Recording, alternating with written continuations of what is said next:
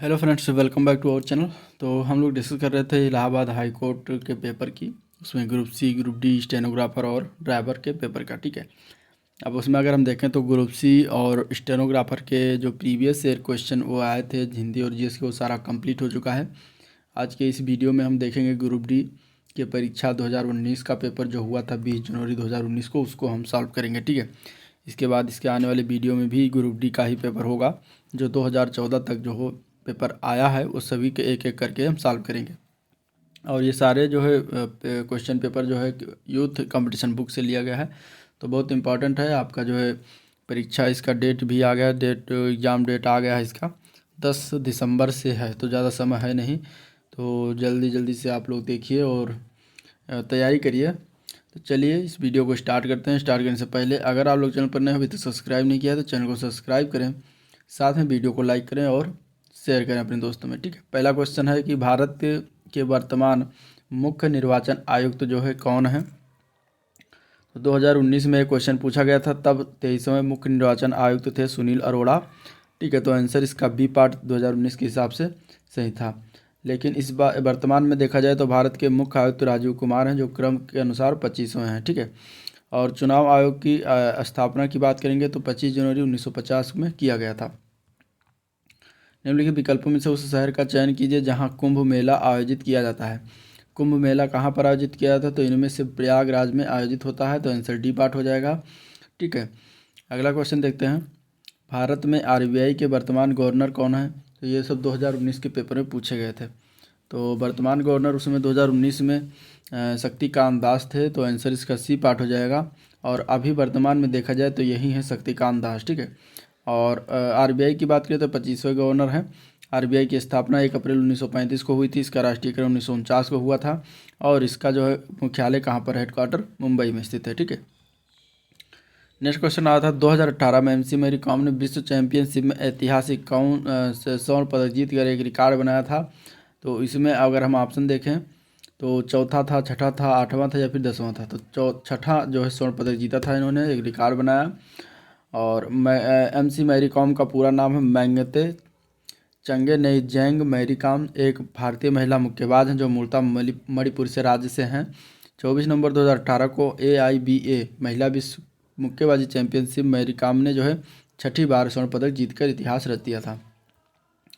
भारत के वर्तमान राष्ट्रपति कौन हैं। तो अगर हम इसके आंसर की बात करेंगे तो प्रश्न के अनुसार अगर देखेंगे तो उस समय रामनाथ कोविंद थे, लेकिन अभी जो है वर्तमान में बदल गए हैं। वर्तमान में वर्तमान में राष्ट्रपति जो बने हैं वह हैं द्रौपदी मुर्मू, उनका नाम है, और वे 15वें क्रम के राष्ट्रपति हैं। ठीक है, और यह जो है भारत की दूसरी महिला राष्ट्रपति हैं। भारत का राष्ट्रपति देश का संवैधानिक प्रधान होता है तब भारत का प्रथम नागरिक कहलाता है। राष्ट्रपति का उल्लेख जो है भारतीय संविधान के अनुच्छेद 52 में किया गया है। ठीक है, नेक्स्ट क्वेश्चन देखते हैं। तो अगस्त 2018 में निम्नलिखित में से किस भारतीय राजनेता की मृत्यु हुई थी। तो उनका नाम था अटल बिहारी वाजपेयी। ठीक है, इनकी मृत्यु हुई थी, आंसर सी पार्ट इसका हो जाएगा।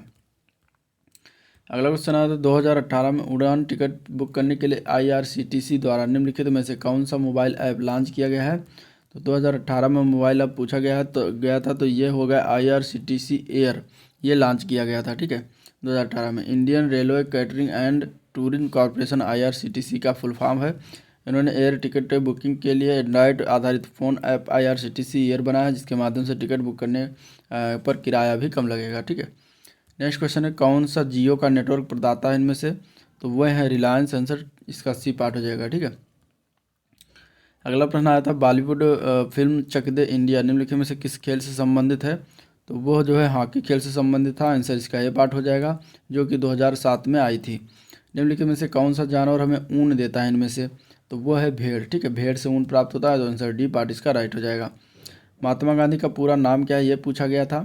तो महात्मा गांधी का पूरा नाम क्या है, मोहनदास करमचंद गांधी है, जो कि सी पार्ट में दिया गया है, आंसर इसका सी पार्ट राइट हो जाएगा। ठीक है, इनका जन्म 2 अक्टूबर 1869 को गुजरात के पोरबंदर जिले में हुआ था और ये पेशे से वकील थे। पत्ते की पहचान करना, एक पत्ता दिया गया था, इसका पहचान करना किसका पत्ता है। तो इसके अगर हम आंसर की बात करेंगे तो आंसर हो जाएगा इनमें से कोई नहीं। ठीक है, इनमें से कोई नहीं। ये पत्ता तो अगर देखा जाएगा तो इसमें से किसी से विकल्प का मेल नहीं खाती, क्योंकि केले का पत्ता बड़ा होता है बरगद का पत्ता भी बड़ा होता है, नारियल का पत्ता भी दूसरे टाइप का होता है, ठीक है। बहुत छोटे छोटे पत्ते, शायद नीम के टाइप के पत्ते दिए गए हैं, तो इसलिए इनमें से कोई नहीं होगा। नेक्स्ट क्वेश्चन है, निम्नलिखित में से 2018 में किस टीम ने IPL T20 जीता था? तो 2018 में जो है चेन्नई सुपर किंग्स ने जीता था, तो आंसर सी पार्ट हो जाएगा। 2022 की अगर हम बात करेंगे तो 2022 में IPL की विजेता टीम है गुजरात टाइटंस, ठीक है। गुजरात टाइटंस ने राजस्थान रॉयल्स को हरा कर ये खिताब जीता है, तो याद रखिएगा 2022 वाला। ताजमहल उत्तर प्रदेश के निम्नलिखित किस शहर में स्थित है? तो इसका आंसर हो जाएगा आगरा, ठीक है। ताजमहल कहाँ पर स्थित है? आगरा शहर में, आंसर इसका सी पार्ट राइट हो जाएगा। किसने बनवाया था? तो शाहजहाँ के द्वारा बनवाया गया था, मुमताज़ महल की याद में, ठीक है। इसके बाद इसमें अगर हम देखें तो बैंकिंग क्षेत्र में SBI का पूरा नाम क्या है? तो इस SBI का पूरा नाम है state bank of India, answer इसका डी पार्ट हो जाएगा, स्टेट बैंक ऑफ इंडिया, ठीक है। और इसके जो है वर्तमान अध्यक्ष दिनेश कुमार खारा हैं। भारतीय स्टेट बैंक की स्थापना 1 अप्रैल 1955 में भारत सरकार द्वारा किया गया था। भारत के पहले प्रधानमंत्री कौन थे? तो उनका नाम था पंडित जवाहरलाल नेहरू, आंसर इसका बी पार्ट हो जाएगा, पंडित जवाहरलाल नेहरू, ठीक है। USA की मुद्रा US कौन सा है? तो USA की मुद्रा की बात करेंगे तो डॉलर है, आंसर बी पार्ट इसका हो जाएगा डॉलर। इसको अन्य देशों में जैसे कि Australia, Canada, Hong Kong, Jamaica, New Zealand, Singapore, Taiwan द्वारा मान्यता प्राप्त किया गया है। अगला प्रश्न अगर देखते हैं इसमें, पंकज आडवाणी किस खेल से संबंधित हैं? तो पंकज आडवाणी तो है बिलियर्ड्स खेल से संबंधित, तो आंसर सी पार्ट हो जाएगा बिलियर्ड, ठीक है।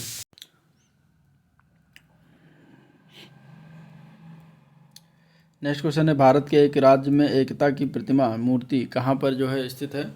तो ये स्थित है गुजरात राज्य में, आंसर इसका बी पार्ट हो जाएगा गुजरात, ठीक है। स्टैचू ऑफ यूनिटी जिसको कहते हैं, एकता की प्रतिमा, गुजरात राज्य में जो है सरदार सरोवर बांध के निकट नर्मदा नदी पर स्थित है। यह प्रतिमा भारत के लौह पुरुष सरदार वल्लभ भाई पटेल की है। दुनिया की सबसे ऊंची प्रतिमा है, इसकी ऊंचाई 182 मीटर है। वास्तुकार कौन थे? रामवी सुतार, इन्होंने बनाया था। तो और ये 31 अक्टूबर 2018 को सरदार वल्लभ भाई की 143वीं वर्षगांठ पर प्रधानमंत्री द्वारा इसका उद्घाटन किया गया था। एक लीप वर्ष में फरवरी में कितने दिन होते हैं? तो फरवरी में 29 दिन होते हैं, आंसर सी पार्ट इसका राइट हो जाएगा, ठीक है। और नेक्स्ट क्वेश्चन, इनमें से जो है कौन सा एक जलीय प्राणी है इनमें से? तो इनमें देखा जाएगा तो मछली जो है एक जलीय प्राणी है, आंसर इसका बी पार्ट राइट हो जाएगा मछली। अगला क्वेश्चन देते हैं, तो भारतीय फिल्म गोल्ड में 2018 के गोल्ड में जो है तपन दास की मुख्य भूमिका निम्नलिखित में से किसने निभाई थी? तो इसका आंसर क्या हो जाएगा? तो इसका आंसर हो जाएगा डी पार्ट, इनमें से कोई नहीं, ठीक है। तपन दास की मुख्य भूमिका निभाई थी अक्षय कुमार ने, ठीक है। गोल्ड फिल्म आई थी, उसमें अक्षय कुमार ने तपन दास की मुख्य भूमिका निभाई थी। इस फिल्म की निर्देशिका रीमा कागती हैं, जो कि सऊदी अरब में रिलीज होने वाली ये पहली फिल्म है। विश्वनाथ आनंद एक भारतीय हैं, क्या हैं ये? तो ये एक शतरंज खिलाड़ी हैं, आंसर सी पार्ट इसका हो जाएगा शतरंज खिलाड़ी, ठीक है। इनका जन्म जो है तमिलनाडु में हुआ है। ये भारत के प्रथम ग्रैंड मास्टर हैं। 2007 में जो है ये चैंपियन बने थे। नेक्स्ट क्वेश्चन देखते हैं, नेपाल की राजधानी पूछा गया, तो नेपाल की राजधानी काठमांडू है, आंसर इसका सी पार्ट हो जाएगा काठमांडू, ठीक है। अगला क्वेश्चन, हमारे सौरमंडल में सबसे बड़ा ग्रह निम्न में से कौन सा है? इनमें से, तो इनमें से जुपिटर यानी कि बृहस्पति ग्रह जो है सबसे बड़ा ग्रह है हमारे सौरमंडल में, तो आंसर आपका इसमें क्या हो जाएगा? D part Jupiter. Next question देखते हैं, तो दिए गए शब्द का बहुवचन बताना है हमें से। दुल्हनिया का बहुवचन क्या होगा?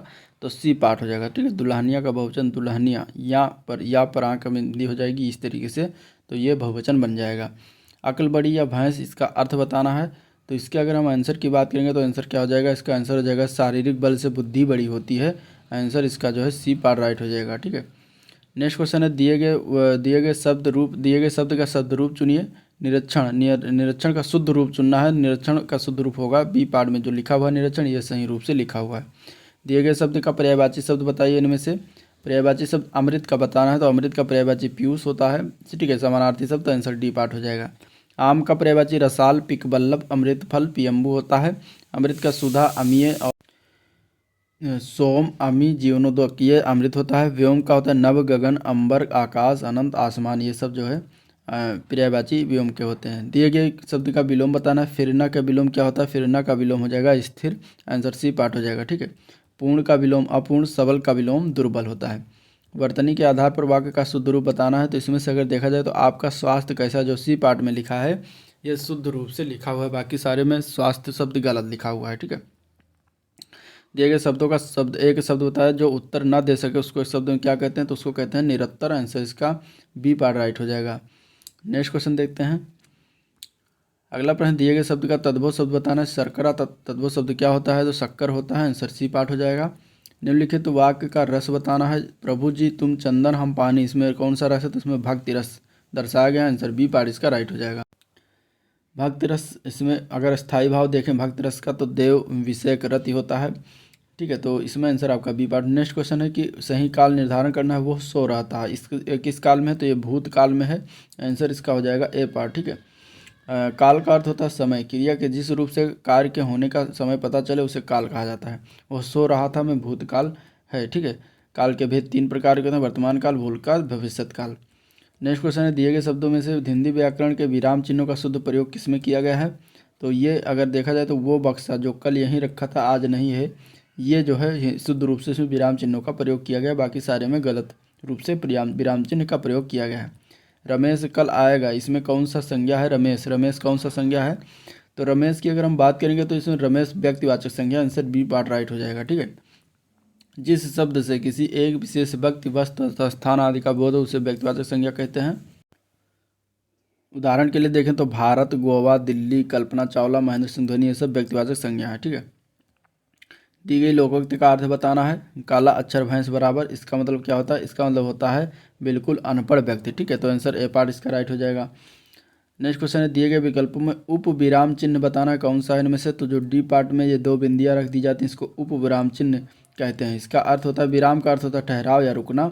अब इसमें अगर हम देखें तो उप विराम चिन्ह जो होता है वो इस तरीके से होता है, लाघव चिन्ह इस तरीके से होता है, अल्प विराम इस तरीके से होता है, और पूर्ण विराम जो होता है इस तरीके से लगता है चिन्ह।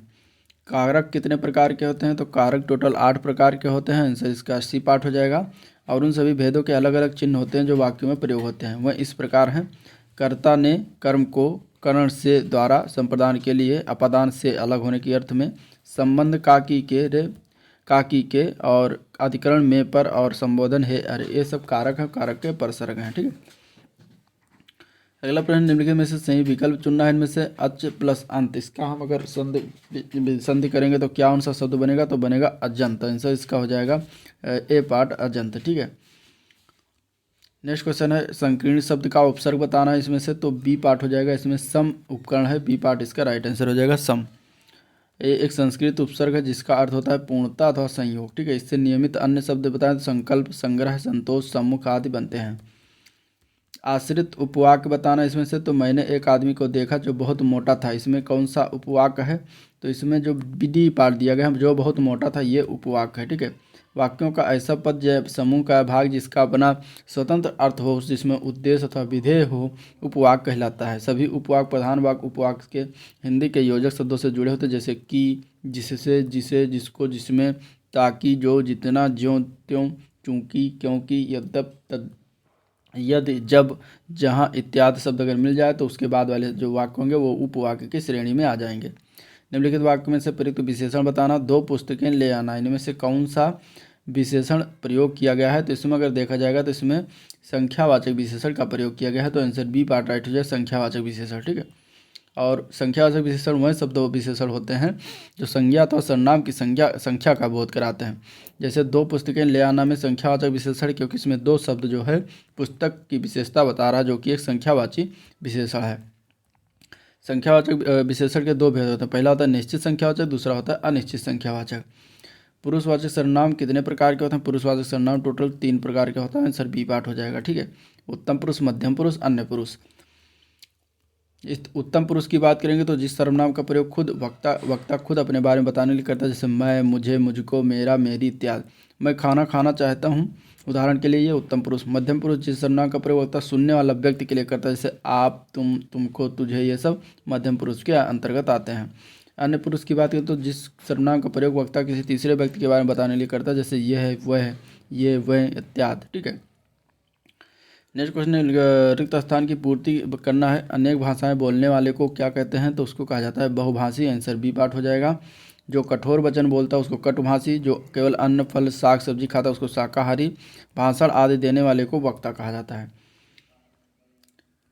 अगला प्रश्न देखें तो दिए गए विकल्पों में से निम्नलिखित वाक्य का भेद बताएं। आहा, भारत जीत गया। इसमें बताना है कौन सा ये वाक्य में लिखा हुआ है। तो विस्मयवाचक बाद में लिखा हुआ है, तो आंसर डी पार्ट हो जाएगा। ठीक है। अर्थ के आधार पर जो है वाक्य 8 प्रकार के होते हैं। विधानवाचक, प्रश्नवाचक, आज्ञावाचक, संकेतवाचक, निषेधवाचक, विस्मयादिवाचक, इच्छावाचक और संदेहवाचक। वाक्य में जो है विकल्पों में स्वर बताना है, इनमें से कौन सा स्वर है। तो इसमें से अगर देखा जाए तो बी पार्ट जो दिया गया है स्वर है। ठीक है। स्वर की अगर हम बात करेंगे तो 13 है टोटल, और हिंदी में 11 है। संस्कृत में 13, हिंदी में 11 है।